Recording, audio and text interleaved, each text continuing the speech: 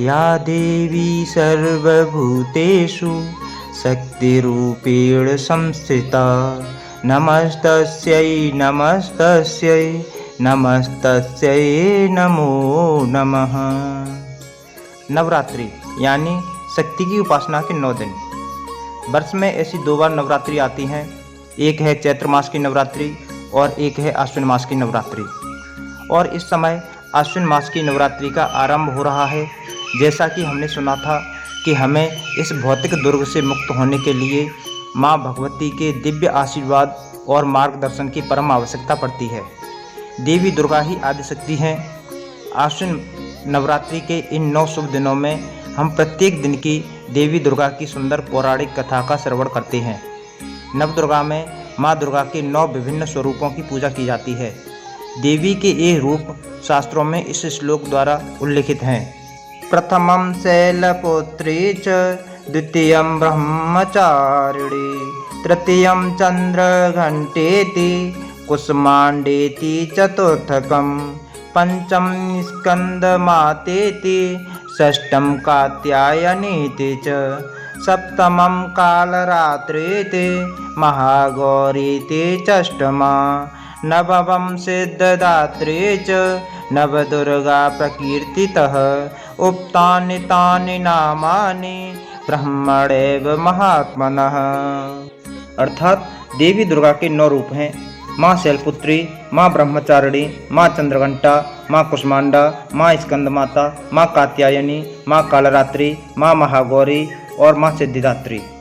इस श्लोक के अनुसार आश्विन नवरात्र के प्रथम दिन देवी माँ के जिस स्वरूप की पूजा होती है उनका अति सुंदर नाम है माँ शैलपुत्री। जैसा कि नाम से ही पता चलता है कि माँ शैलपुत्री पर्वतराज हिमालय की पुत्री हैं।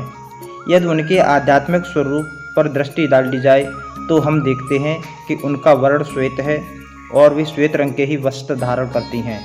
उनके दाएं हाथ में त्रिशूल और बाएं हाथ में कमल का पुष्प सुशोभित होता है। माता शैलपुत्री वृषभ की सवारी करती हैं, जिसके कारण इनका एक प्रसिद्ध नाम वृषारूढ़ा भी है। तो चलिए पहले दिन हम माँ शैलपुत्री की कथा का श्रवण करते हैं। जैसा कि हम जानते हैं कि दक्ष प्रजापति की 60 कन्याएं थीं। इनमें से सती नाम की एक कन्या का विवाह दक्ष की इच्छा के विरुद्ध भगवान शिव से हुआ था।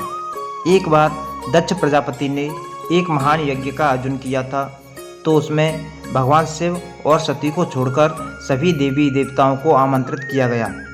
जब सती को यह समाचार मिला तो वह भी अपने पिता के यज्ञ में जाने के लिए तैयार हो उठी।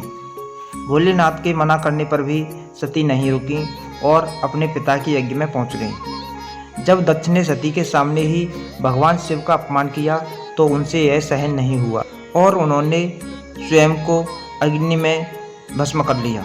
अपनी पत्नी सती के वियोग में महादेव ने भी वैराग्य धारण कर लिया और वे घोर तपस्या में लीन हो गए।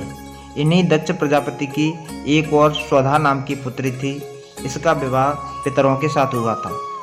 इन पितरों की 3 मानसी पुत्रियां थीं, मैना, धन्या और कलावती।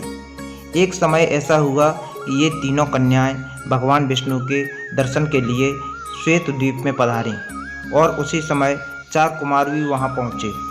इन चारों सिद्ध गणों को देखकर वहां उपस्थित सभी लोगों ने अपने आसन से उठकर उनका स्वागत सत्कार किया, लेकिन पितरों की यह 3 कन्याएं अपने स्थान से नहीं उठीं।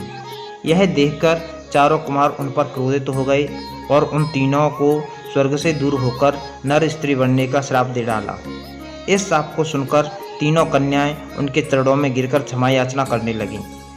इन तीनों पर दया दिखाते हुए चारों कुमारों ने इन्हें अलग अलग वरदान दिए। उन्होंने सबसे बड़ी कन्या मैना को पर्वतराज हिमालय की पत्नी और देवी पार्वती की माता बनने का वरदान दिया।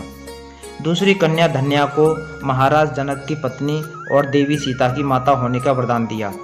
तीसरी कन्या कलावती को वृषभानु वैश्य की पत्नी और देवी राधा की माता होने का वरदान दिया। इस प्रकार वरदान पाकर ये तीनों कन्याएं श्वेत द्वीप से अपने घर लौट आईं। वरदान के अनुसार प्रथम कन्या मैना का विवाह पर्वतराज हिमालय के साथ कर दिया गया।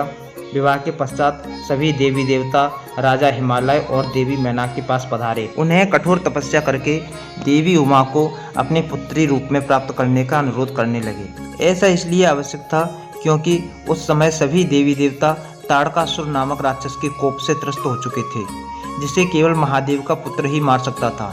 देवी सती के आत्मदाह के कारण यह कार्य अधूरा रह गया था और अब इस कार्य को पूर्ण करने के लिए देवी सती को पार्वती के रूप में अपना अगला जन्म लेना था।